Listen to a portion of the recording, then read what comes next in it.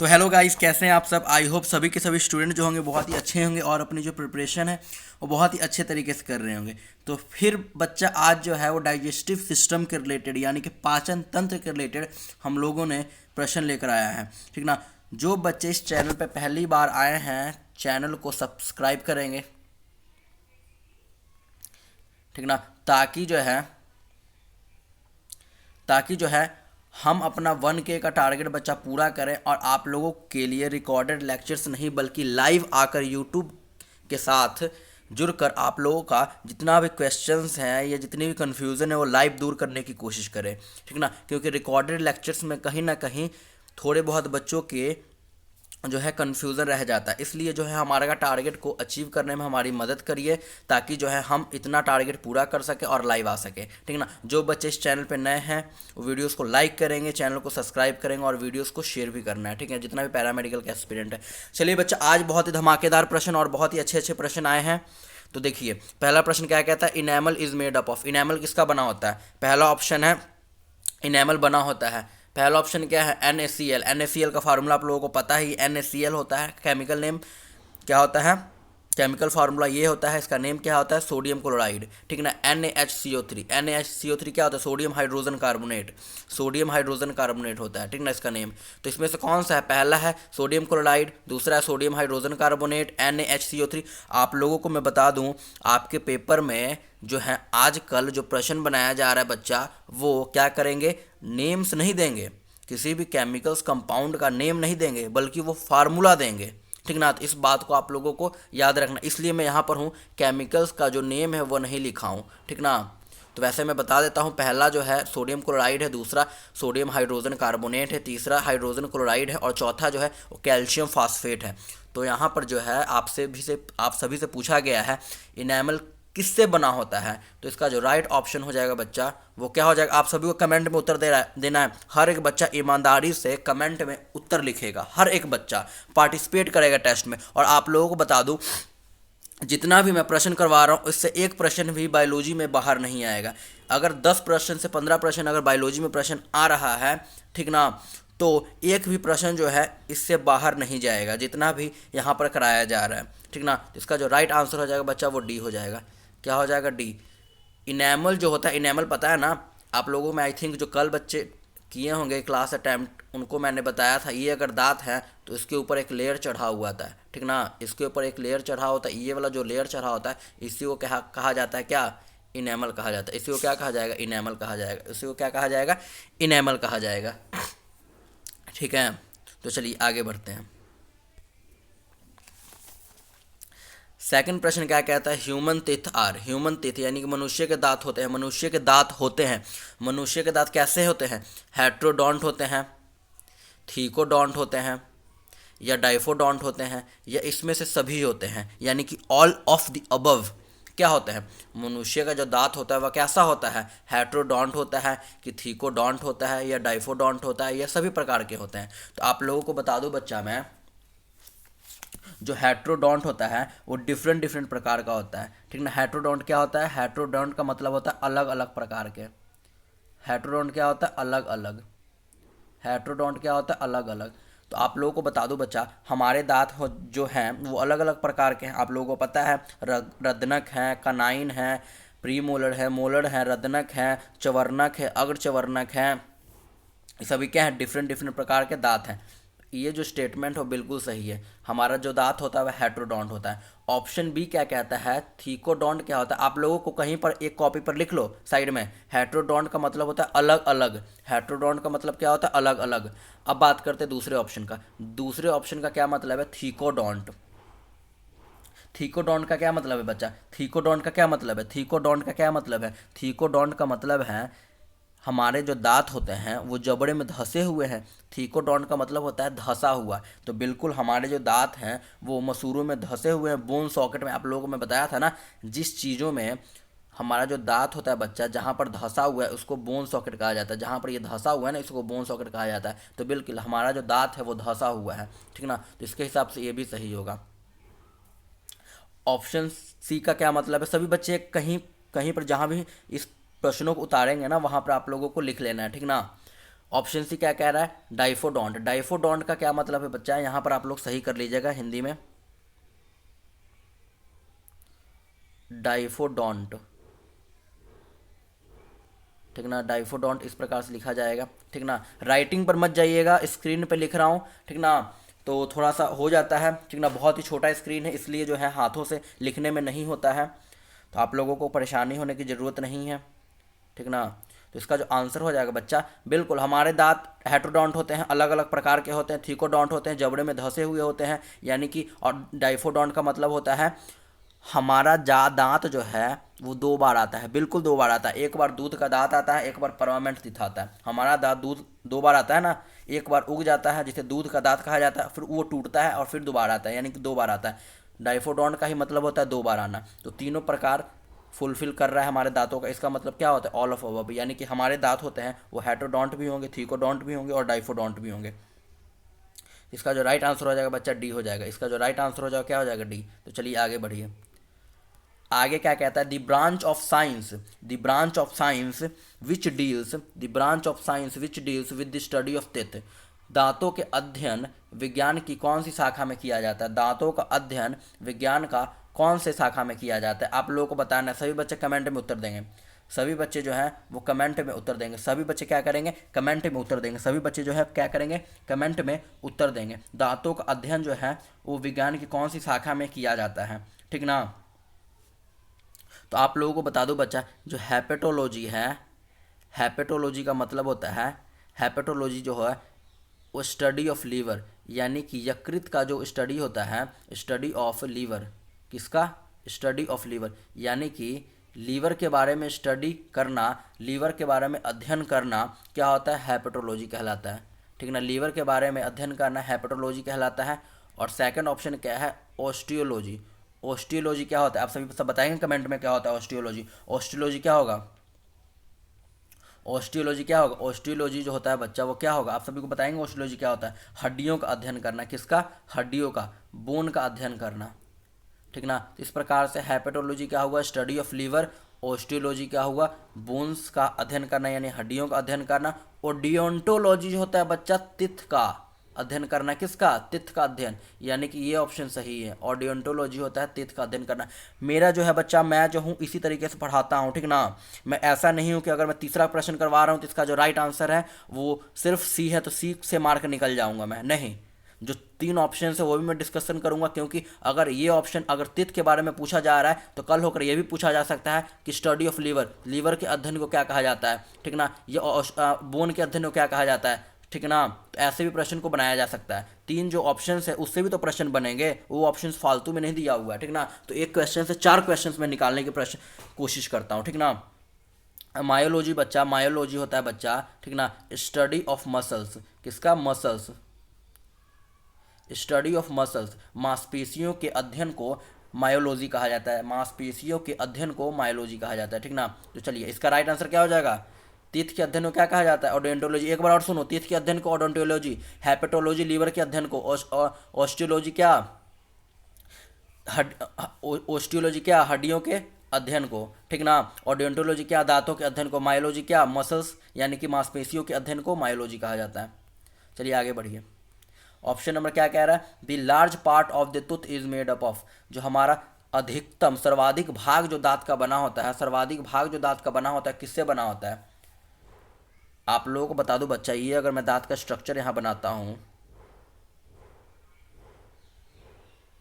ठीक ना, तो दांत इस पे से एक एनामल का स्ट्रक्चर है, एनामल का सतह चढ़ा रहता है, ठीक ना। तो दांत का जो अधिकतम भाग जो देख रहे हैं ना, जो दांत बना होता है, ठीक ना, अधिकतम भाग जो होता है बच्चा वो किसका बना होता है, सभी बच्चे बताएंगे कमेंट में, सभी बच्चे उत्तर देंगे। तो दांत का जो अधिकतम भाग होता है बच्चा वो किससे बने होते हैं, आप लोगों को मैंने बताया था डेंटाइन से बने होते हैं, किससे बने होते हैं, डेंटाइन से बने होते हैं। इसका राइट आंसर क्या हो जाएगा, ऑप्शन नंबर बी, दांत का अधिकतम भाग जो है बच्चा वो डेंटाइन से बना होता है, किससे, डेंटाइन से बना होता है, ठीक ना। चलिए आगे बढ़ते हैं, फिफ्थ प्रश्न क्या कहता है, teeth is made up of which protein.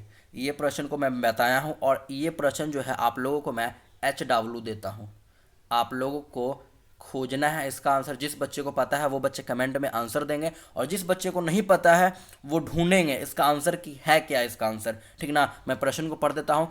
Teeth is made up of which protein. जो दांत जो होता है वो निर्माण, दांत का निर्माण ऑब्वियसली किस प्रोटीन से होता है। ठीक ना, एक्टिन एंड मायोसिन है, ठीक ना, ओसियन है एंड ग्लोबिन है एंड हिस्टोन्स है। किससे बना होता है इसका आंसर आप लोगों को देना है नीचे कमेंट में।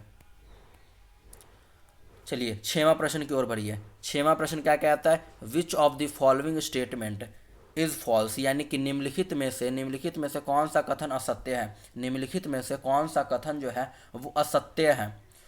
निम्नलिखित में से कौन सा कथन असत्य है। इन चारों में से कौन सा अध्ययन जो है कथन जो है वो क्या है, असत्य है, गलत है। तो यहाँ पर क्या कह रहा है, पहला ऑप्शन देखते हैं, पहला स्टेटमेंट देखते हैं सही बोल रहा है या गलत। कह रहा है नंबर ऑफ परमानेंट तीर्थ 20 होता है। कह रहा है परमानेंट तीर्थ की जो संख्या होती है वो 20 होती है। नहीं बच्चा, परमानेंट तीर्थ की जो नंबर होता 20 नहीं होता है, क्योंकि हमें पता है कि 20 जो है सेकंड सोर्स। रुको अभी रुकिए, पहले को छोड़ दीजिए। सेकंड ऑप्शन देखिए, नंबर ऑफ टेम्पररी तीर्थ, अस्थायी दांतों की संख्या। पिछले वीडियो में मैंने बताया था कि जो नंबर ऑफ टेम्पररी तीर्थ अस्थायी दांतों की संख्या जो होती है 20 होती है, यानी कि सेकंड ऑप्शन सही है हमारा। सी ऑप्शन क्या कह रहा है, नंबर ऑफ विस्कस्पिट तीर्थ। विस्कस्पिट तीर्थ की जो संख्या होती है ध्रुवीयकरण कहा जाता है, ठीक ना, उसकी जो संख्या होती है 20 होती है। बिल्कुल ये होती है। और मैं आप लोगों को बता दूं पहला ऑप्शन जो है गलत है, पहला स्टेटमेंट जो है वो गलत है। ठीक ना, और वही पूछ रहा है कि कौन सा गलत है कथन। तो पहला गलत है, क्यों, क्योंकि पहला ऑप्शन में क्या रखा है उन्होंने कहा है कि नंबर ऑफ परमानेंट तिथि, यानी कि स्थायी दांतों की संख्या उन्होंने 20 बताई है, पर अस्थायी दांतों की संख्या 20 नहीं होती है। ठीक ना, कितनी होती है सुनो, टोटल नंबर ऑफ तिथि कितनी होती है 32। अस्थायी दांतों की संख्या कितनी होती है 20, यानी कि मिल्की तिथि कितने होते हैं 20, यानी कि अस्थायी दांत कितने होते हैं। अगर 32 में से 20 को घटाओगे कितना होगा 12, यानी कि 12 ऐसे दांत होते हैं जो अस्थायी दांत होते हैं, यानी कि जिंदगी में सिर्फ एक बार आते हैं, पूरे जीवन काल में सिर्फ कितने बार आता है, एक बार आते हैं। ठीक ना, तो पहला ऑप्शन करेक्ट हो जाएगा। क्यों, क्योंकि उन्होंने यही पूछा है कि कौन सा स्टेटमेंट यानी कि कौन सा कथन असत्य है, तो पहला स्टेटमेंट जो है गलत बोल रहा है। ठीक ना, तो चलिए, ठीक ना,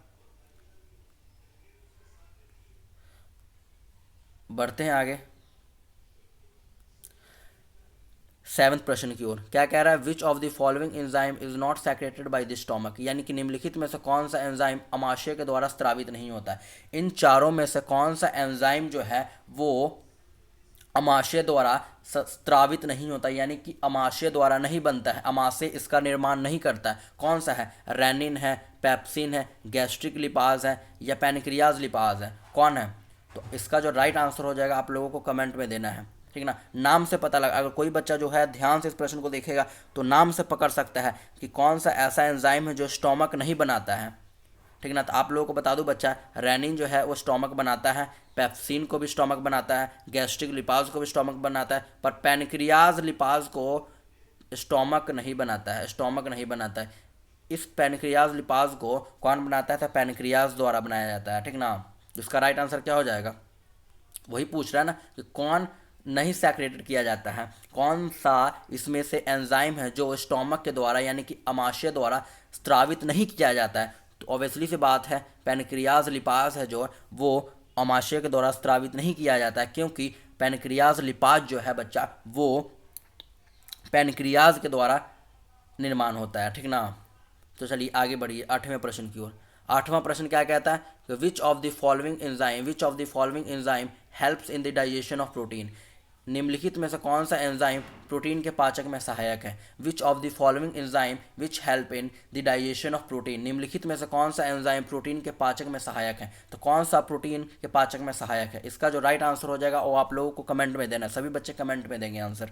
ठीक ना, और जितना से ज़्यादा वीडियो को शेयर करेंगे, और जो बच्चे भी देख रहा है वीडियो को लाइक करेगा पहले। ठीक ना, और अपना फीडबैक देगा बच्चा, फीडबैक। ठीक ना, सभी बच्चे जो है अपना जो है फीडबैक देंगे कि आप लोगों को कैसा लग रहा है। ठीक ना,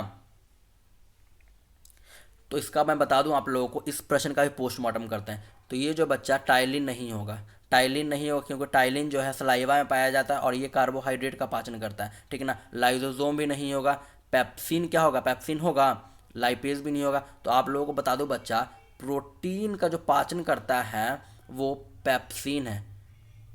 कौन है, पेप्सिन। पेप्सिन जो है स्टोमक के द्वारा बनाया जाता है और ये प्रोटीन का पाचन करता है। ठीक ना, चलिए आगे बढ़ते हैं 9वें प्रश्न की ओर। इसको मैं थोड़ा सा, ठीक है, अब आई होप सभी बच्चों को दिख रहा होगा। प्रश्न क्या कह रहा है, which is the main protein found in milk, यानी कि दूध में पाए जाने वाला मुख्य, या गलत हो गया, बोर्डिंग होगा, प्रोटीन होगा बच्चा, मुख्य प्रोटीन होगा, ठीक ना, टाइपिस्ट ने थोड़ा सा गलत कर दिया है। तो which is the main protein found in milk, यानी कि दूध में पाए जाने वाला मुख्य प्रोटीन कौन सा है, अल्बुमन है जो दूध में पाया जाता है, केसीन है, या गैस्ट्रिक लिपाज है, या एक्टिन एंड मायोसिन है। तो इसका जो राइट आंसर होगा आप लोगों को पता है, बहुत बारी मैंने आप लोगों को क्लास में बताया है, ठीक ना, और बहुत सारे जो क्वेश्चंस, मिक्सिंग क्वेश्चन जो करवा रहा था उसमें भी बताया है। इसका जो राइट आंसर हो जाएगा बच्चा केसीन। ये बहुत ही पॉपुलर क्वेश्चन है, वेरी वेरी इंपॉर्टेंट है। पॉपुलर क्वेश्चन के साथ साथ ये वेरी वेरी इंपॉर्टेंट है, इस पे आप लोग लिख लीजिएगा, वेरी वेरी इंपॉर्टेंट, ठीक ना। और इसका जो राइट आंसर हो जाए केसीन हो जाए। केसीन में जो है दूध में जो जिस प्रोटीन का मात्रा पाया जाता है वो केसीन होता है, ठीक ना। आगे बढ़िए, क्या कह रहा है, HCl is secreted from which part of the elementary kanal. Elementary कनाल कह लो या डाइजेस्टिव सिस्टम कह लो, एलिमेंट्री कनाल भी वही होता है, आहार नाल भी उसी को कहा जाता है, और डाइजेस्टिव सिस्टम यानी कि पाचन जो तंत्र होता है उसी को कहा जाता है। डाइजेस्टिव सिस्टम यानी कि पाचन तंत्र भी उसी को कहा जा सकता है, ठीक ना। एलिमेंट्री कनाल और पाचन तंत्र, ओ क्या हो रहा है इसको,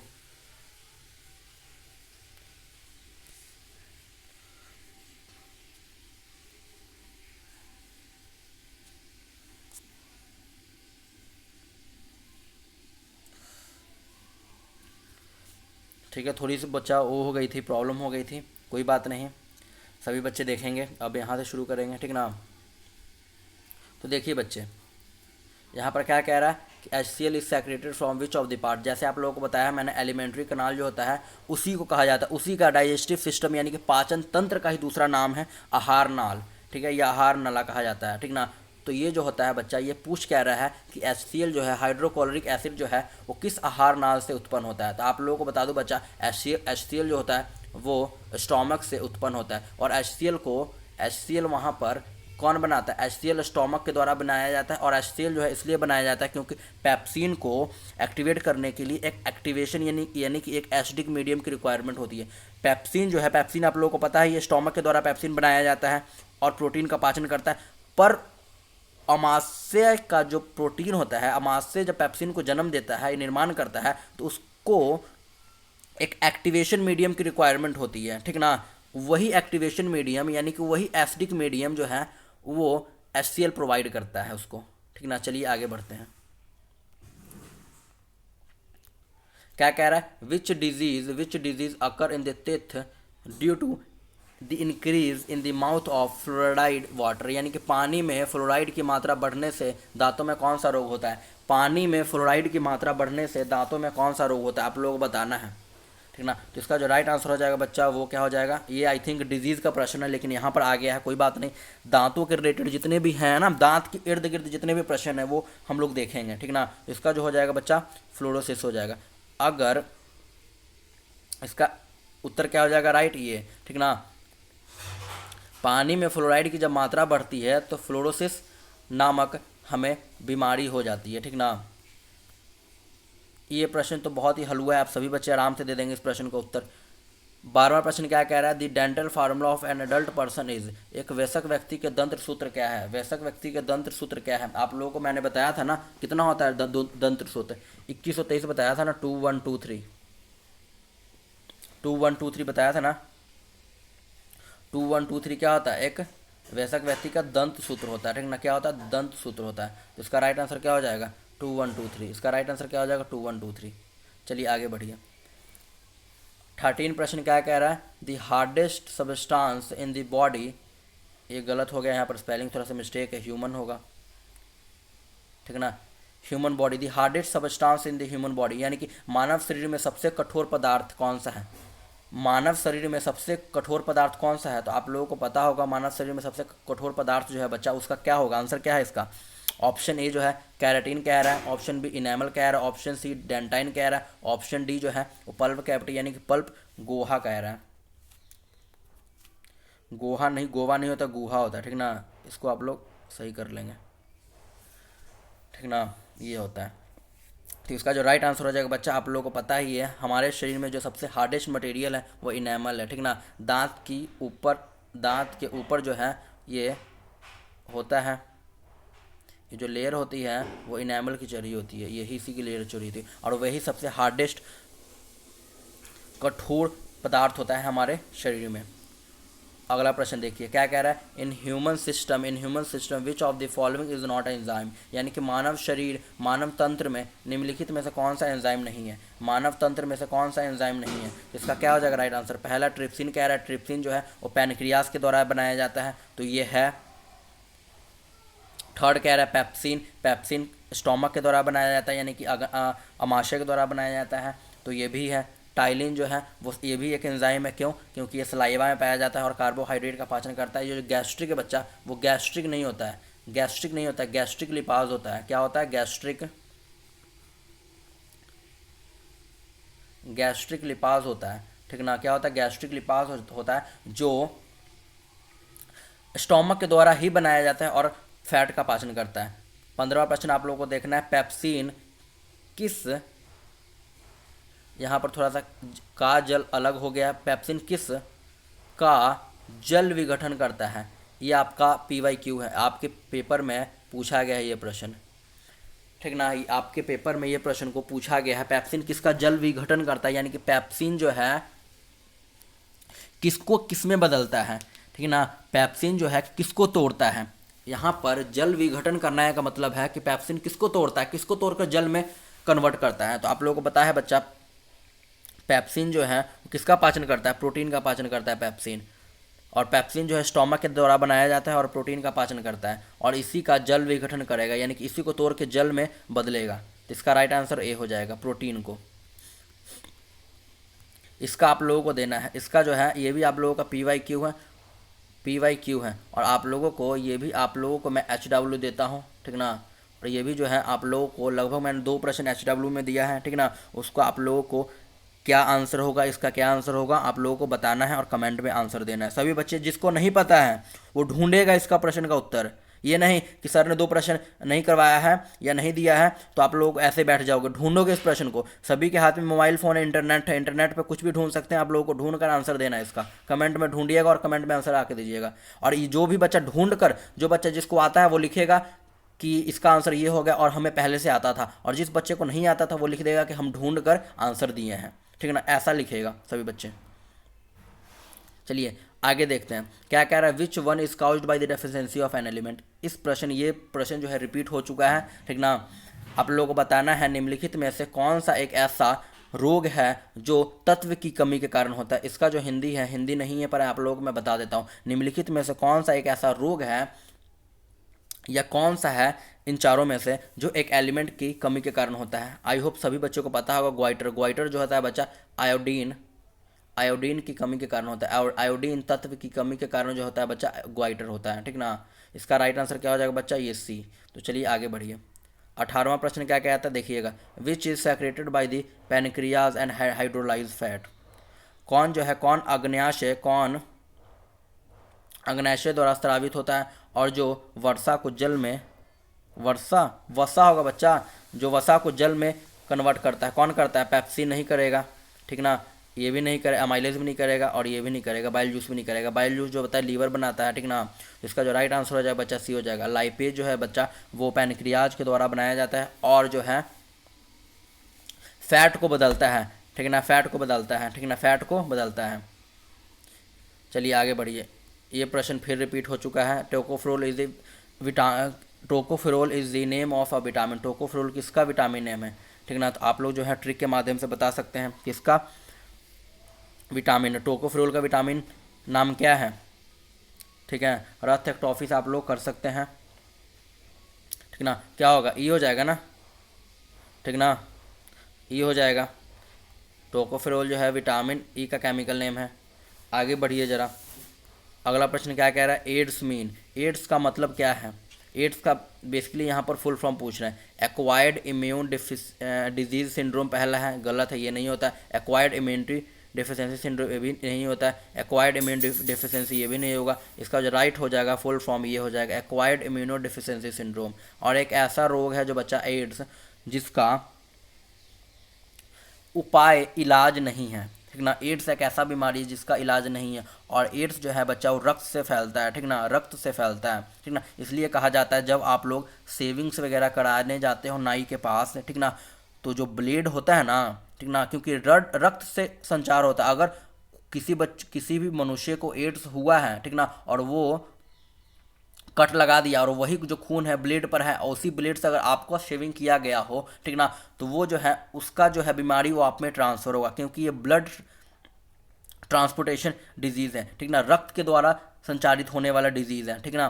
तो आप लोगों को इस बात का ध्यान रखना है, जब भी आप लोग नाई के पास जाते हो ना, तो उससे कहो कि ये जो है ब्लेड है उसको पहले साफ़ करो, ठीक ना, इसको साफ़ करके ये नया ब्लेड से करो, ठीक ना। ठीक है, आज के लिए बच्चा इतना ही रखते हैं। अगर आप लोगों को जो है आप लोगों को अच्छे तरीके से समझ आया है हर एक प्रश्न, तो आप लोग फीडबैक दे सकते हैं, ठीक ना। कमेंट में आप लोग अपना जो है राय लिखिएगा, कैसा लगा आप लोगों को।